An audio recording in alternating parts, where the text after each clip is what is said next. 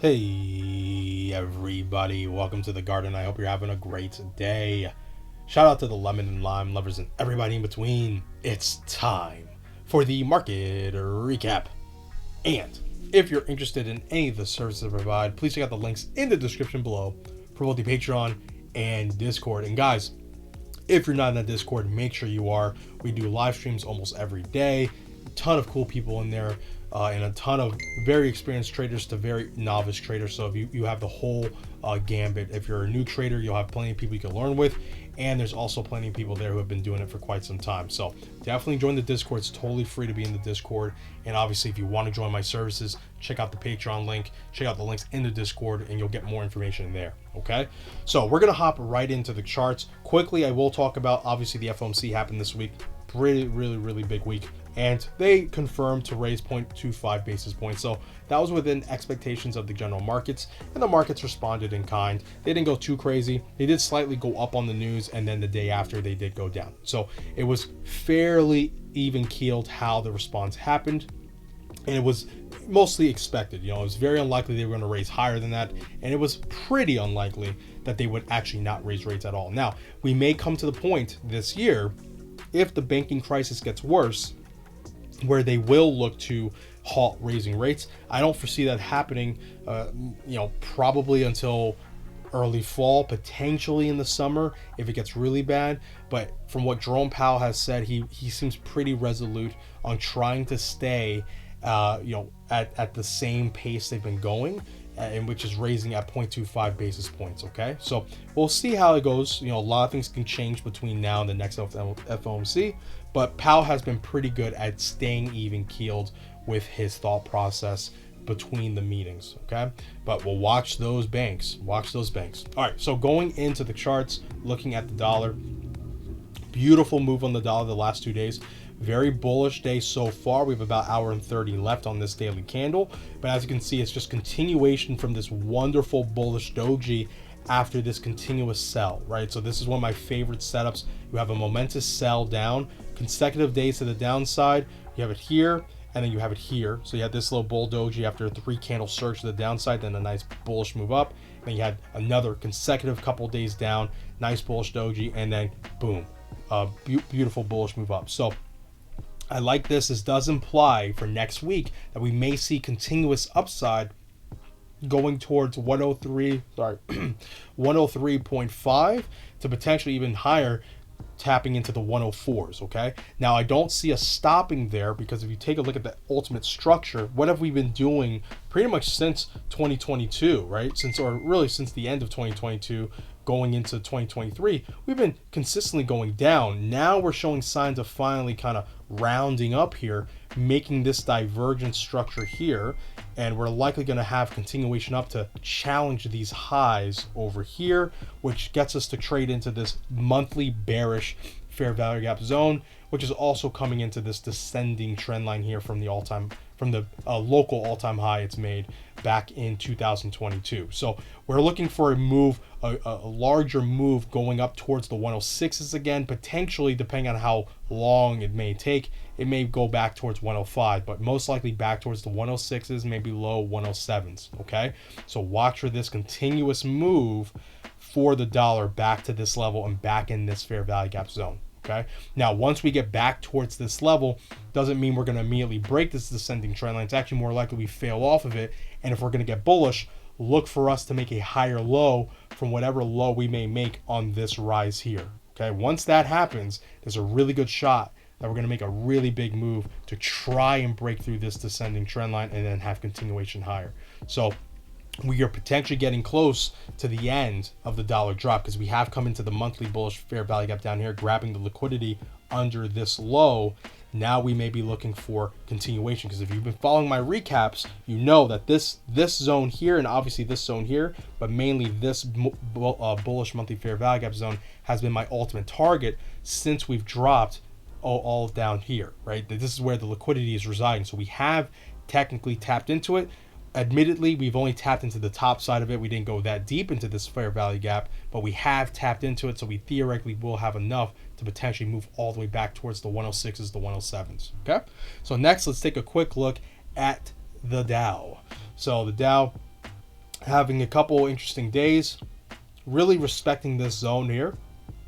So let's pull out here. So as you can see, respecting the descending trendline zone here, making a lot of wicks into this zone, into the fair value gaps down here, into this descending trend line, and then pretty much played out how we had drawn out the doji, right? So we pulled down from this bearish fair value gap, respected this level, then pulled up into this level here at 32,441, and ultimately failed off of it. Then we did trade a little bit through it, grabbing the liquidity in this imbalance right here, but we did pull back, came back towards nearing this fair value gap, and it looks likely again that we are going to pull back down here. It doesn't look like it's going to happen right now, but if the dollar has that strength and the inverse relationship it's had continues, then we'll likely see the Dow weaken next week. Okay, however, as you can see, the dollar has been going up, gold's been going up, the U.S. equities have been going up, even in spite when the dollar goes up. So lately, the inverse relationship hasn't been as strong, but if that's going to come back and the dollar does strengthen heavily, it's very likely you'll see these weaken, okay? So we have come down into a major level, but this doesn't mean that we won't break down further to tap into these lower fair value gaps. And sorry if you heard my dog, he's just talking to my other dog. All right, so next let's look at the S&P. So S&P is also trading at a pretty interesting spot, ping-ponging between this bearish fair value gap and this major level at 39.20, right? So I've been mentioning 39.18, 39.20 is a major level, and it's also trading off of this descending trend line here too. So S&P is caught in a tight spot, but I would personally be looking for more downside, so a breakdown further, going back towards this descending trend line, so back towards the 3750s, around that zone. Because if you remember very clearly, if you've been following the recaps, all when we were trading over here, I'd said as we come up, this zone here is likely going to get targeted again, because we're going to be looking to grab the liquidity under this consolidation to ultimately, if we're going to have continued upside, to make a higher low from this low down here, right? So you want to see a higher low made from this ultimate low made in 2022. Okay, it's okay if we take out these levels here and this level here. We want to see this low hold. If this holds, that implies that we have a base that's going to lead to far more upside over the long term. Okay, so we don't know that yet. What's likely going to happen is that breakdown to the downside. Now we have to see, will price be able to hold this level here? Next is next is Nasdaq, which is sitting at 1280, or 12,802. Geez, my bad. So 12,802. So this looks pretty good, but in the same way Bitcoin looks, I am somewhat bearish. So we're going to get to that in a second. But if you notice, broke this consolidation bullish, because this was a bullish consolidation, right? What have I always told you guys, especially if you're in the Discord? I teach this. This is one of the basic things I teach. Bullish consolidations tend to have grindy structures to the downside. So you have a pull up and then a grindy structure to the downside that then leads to continuation. Okay. So what does a bearish structure look like? It's very simple. So a bearish structure, when you're going up, tends to have a grind structure to the upside. So you're looking at a rising sort of wedge structure, right? Expanding microphone structure. So these grindy structures that do go up, but what's happening is smart money's trapping dumb money. While they're selling into profit and opening up shorts, dumb money is buying into pretty much a slow grind to death that does lead to downside, okay? So this is what usually happens when you're making a topping structure of some sort, at least in the short term. So watch for the Nasdaq, if we get the strength in the dollar, to then confirm this, break down further, and ultimately make its way back down to these levels here.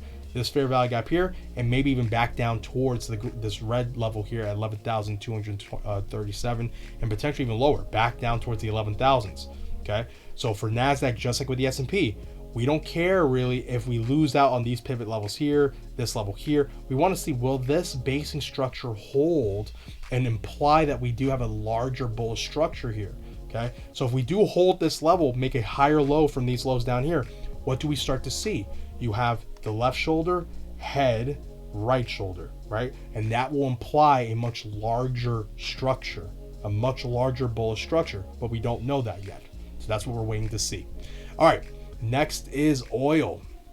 All right, so oil broke down, tapped into these fair value gaps down here, immediately wicked up. And in my opinion, again, look for more downside coming into oil. Now, oil is a special case. There will come a time where oil will just blast up, in my opinion. I've been very bullish on oil. When you look at it on the monthly and the weekly charts, I do believe that oil has a big path to the upside over the next coming months to maybe years. Okay, so just like the dollar, I'm actually very bullish on the dollar, just like I am on oil over these next pretty much 7 to 10 years now. So we may have, just like we did in 2022, a bearish year on oil, but it doesn't mean the rest of the decade is going to be bearish. Okay, so as we come into these major levels, which were 85, 75, and now 60, we're coming into the monthly breakout zone, which is really near down here around this level down here at like $40, right? $41. So this is the monthly breakout zone. Now we can come all the way down here and still be bullish, but it's more likely we're going to hold 60 because of demand, right? Because of demand. And unfortunately, if we get more conflict overseas, namely in Asia's Taiwan, China, and then Europe, Russia, Ukraine, you're going to see a bigger demand for oil. And if you've been observing what's been happening outside of NATO, we're getting the BRICS nations. So the BRICS nations are getting larger. It's growing more and more. And they're going to be looking to trade oil more frequently between each other, especially outside of the dollar. So watch for the demand of oil to go up over a period of time, in my opinion. So we may see more downside, even going all the way back towards 60. But in my opinion, anywhere from 85 to where we are now, we're in the green zone of major accumulation. Okay, major accumulation to then see a major move back up, back towards the 90s, hundreds, and potentially even higher. So watch out for gold. And if inflation does start rearing its ugly head at the same rate it did back in 2022 and potentially even 2021, then you're going to see oil go up even more, probably faster than ever. Okay, and if the Fed does have to slow down raising rates, which it looks like it's coming, if the banks keep showing major signs of weakness, then you're going to see oil go up because inflation is going to likely fly. Okay, next is gold and silver. So looking at gold, took out these highs here, and then finally slowing down. So like I've been saying in the recaps, 2000 is going to be a major zone for gold. Okay, major zone. We came into a couple times, but so far we've been failing off of it, and this structure does imply that we are going to likely see some downside. Now, I'm still super bullish on gold. I think it's probably going to be the best performing asset of 2023 so far. It probably has been. I'd have to check, but it's up there. But if we do pull back, it's a bullish pullback. Even if we come all the way down to take out these lows, which honestly is a target, okay? It is a target. And we come down towards these fair value gaps here, it's the same story. We want to see the base down here be held. Okay, so the lows of 2022, that's what's most important to be held. But if we do pull back here, first major level you want to watch for are the levels I have marked. So obviously 1900s, 1920 to 1900, and then 1890. So this zone right here is what we want to watch to be held for some time. And then eventually another breakdown going back towards 1870, and then potentially even back down towards 1850. Okay, so this general zone here is what we want to watch gold get into. And if we can hold this zone here, that's extremely bullish. I don't see that happening right now, but like I mentioned with oil, there could be a lot of fundamental things that lead to this outcome. If we get more conflict overseas, you will see gold demand increase more and more as it has been. Okay, so we may hold this zone if we do pull back all the way down here. What's most likely to happen is we do come down to take out these lows to grab the liquidity under here and then make some sort of higher low structure somewhere around these zones here from this ultimate low in 2022, which will then eventually lead to major upside. Okay, so watch out for gold to the downside. Obviously in the short term, that's very likely. It's very likely we're going to see downside for gold in the short term. And then the first major zone is going to be between 1930 and 1890. Okay, so we'll just round it up. So, all right, now let's go on to silver, see what's going on here. So silver breaking up with gold, trading into this bearish fair value gap, and like gold, showing signs of slowing down. Not as decisive, but it is clearly showing signs of slowing down. We have about 24 minutes left in this candle, and if we do end up kind of closing under yesterday's high, so that's right here. Oops, let me get the magnet on, make it a little easier for myself. So right here, if we close just below that level at 23,220, then that's going to really show a sign that we're likely going to slow down next week. So the momentum will have probably disappeared for next week if we close below yesterday's high. And we've also wicked into this fair value gap, pretty much filling it mostly. So look for continuation to the downside if we do have a pretty strong open on the dollar next week, that's what it's looking like right now. Okay, so we're getting the signs of a major pullback coming for the commodities, and for mainly gold and silver. And for silver, I mean, the pullback is pretty clear. You're likely going to see an attack down here towards 21.4, 21.3, so back towards this level, and then we'll have to see how the price action looks once we get back down there. So if we get that full move down that I'm thinking of, something like this, we'll have to see, are we going to actually base, make a higher low from this level here, or are we going to show signs of, maybe breaking down further back towards this ascending trend line, back towards 20.592. Okay, so now let's get to Bitcoin, see what's going on. So Bitcoin, as you know, Lemon Garden, we are short. We've been short Bitcoin for some time here. So as you can see, actually, we are getting some sells here. Actually, let me remove the stuff that's here. So actually, if you've been here in the live streams we've been having lately, we've been doing a lot of little scalp trades. So if you aren't in the Discord, make sure you are, because if you like to scalp, you like short-term day trades, I've been doing it for fun. We had actually a pretty great short. We didn't stay in it, obviously. We closed it somewhere around here, I think. We got short over here. We closed it here all throughout the live stream today. It was pretty fun. So if you do enjoy that stuff, make sure you join the Discord. That's a free live stream I do almost every day for everyone. So I'll sometimes scalp it when I feel like it. And it worked out pretty well today. But yeah, with Bitcoin, going back to the daily, as you can see on the swing trade service, so I do a swing trade service for the premium members, we are short Bitcoin. We've been short for some time, somewhere around up here. And it looks very likely, in my opinion, as we are trading in this bearish weekly fair value gap. So let me pop that right on the chart for you to see. So here is the bearish weekly fair value gap right here.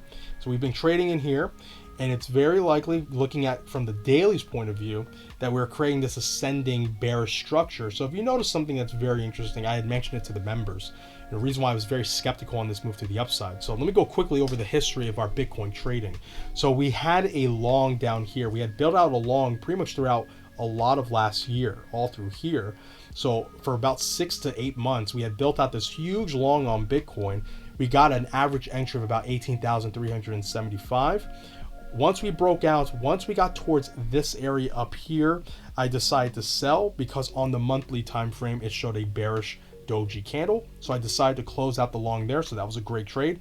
Once we broke down again, I decided to take a long as we broke under this daily sell size liquidity. We popped up really hard. I ended up closing over here, closing the long at 20,600 or something like that. And then once we broke up to here, I observed it very carefully, and I decided to go short over here. Now, the reason why I decided to go short was a couple of reasons. One, the way I look at charts is very simple. How healthy is the move?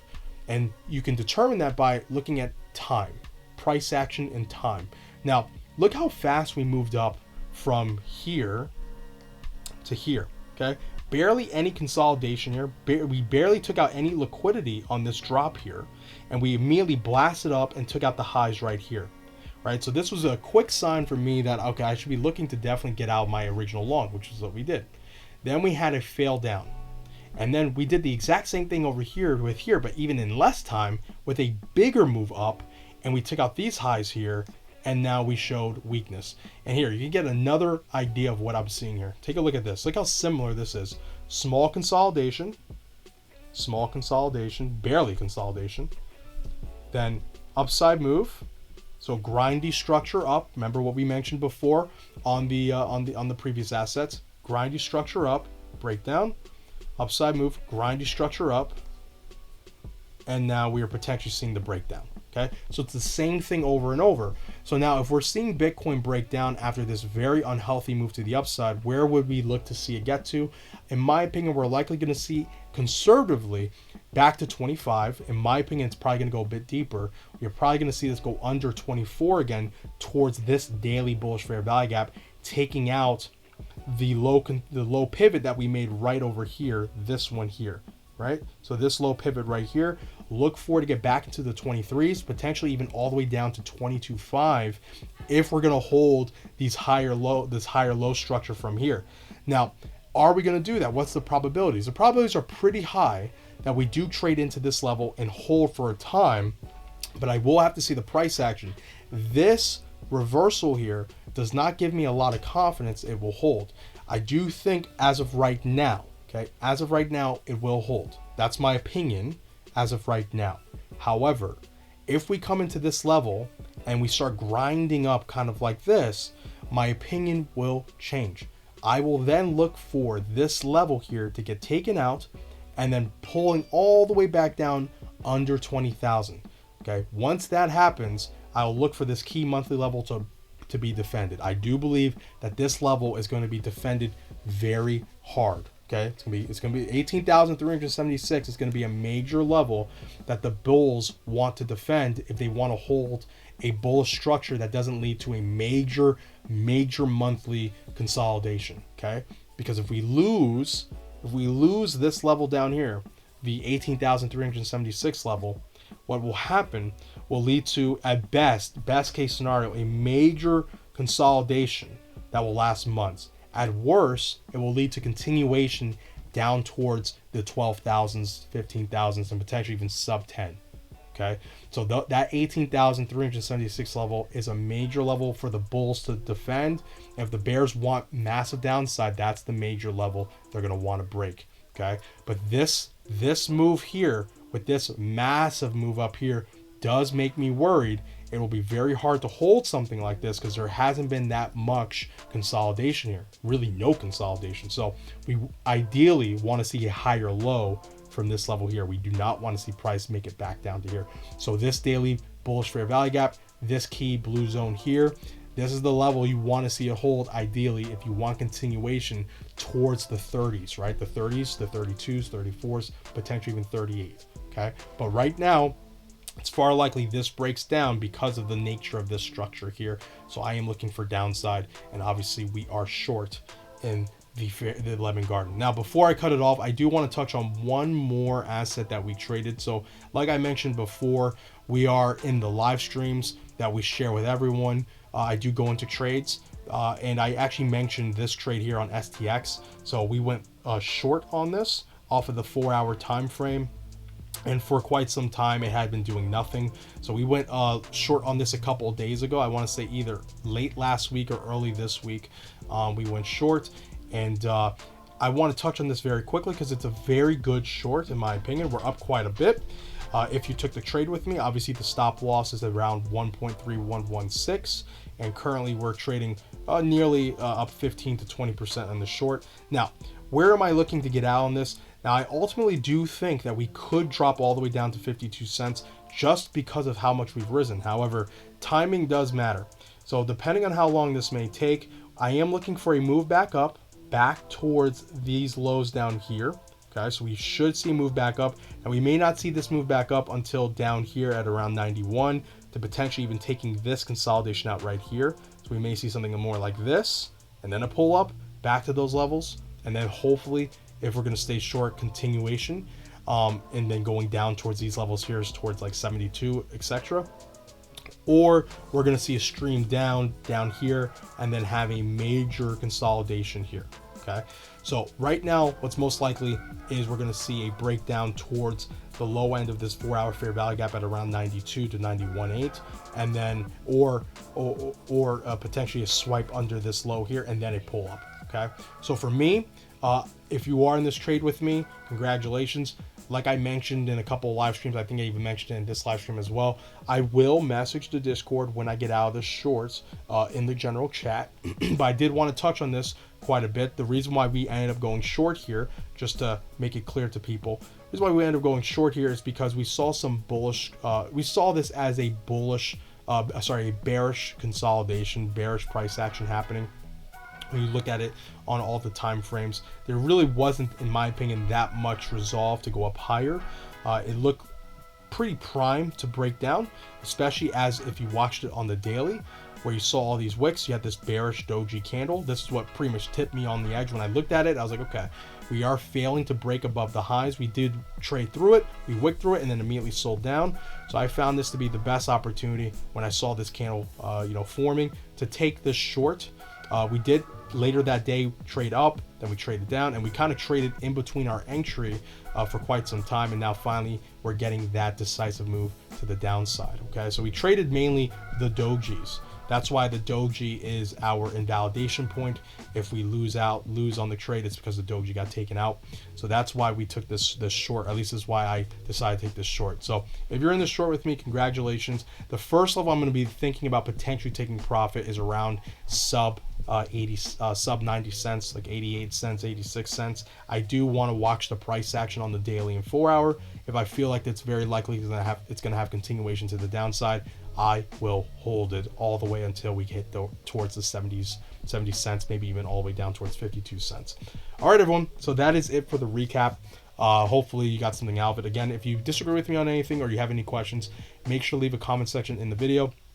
Also, if you're not joining that Discord, like I mentioned, make sure to join it. So much value there, free value. You don't have to become a premium member if you don't want, but if you do, again, so much value for both free and premium members. I do my best to try and give everyone an opportunity to succeed. And if you do want to ask me questions, that's definitely the best place to get in contact with me. I'm usually always somewhat on the Discord. You can always get in touch with me there.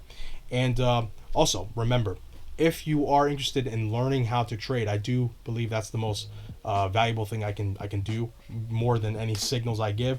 If you want to learn how I trade, or you want to learn how to pretty much create a very successful strategy, I'm your man. I believe I can help you do that.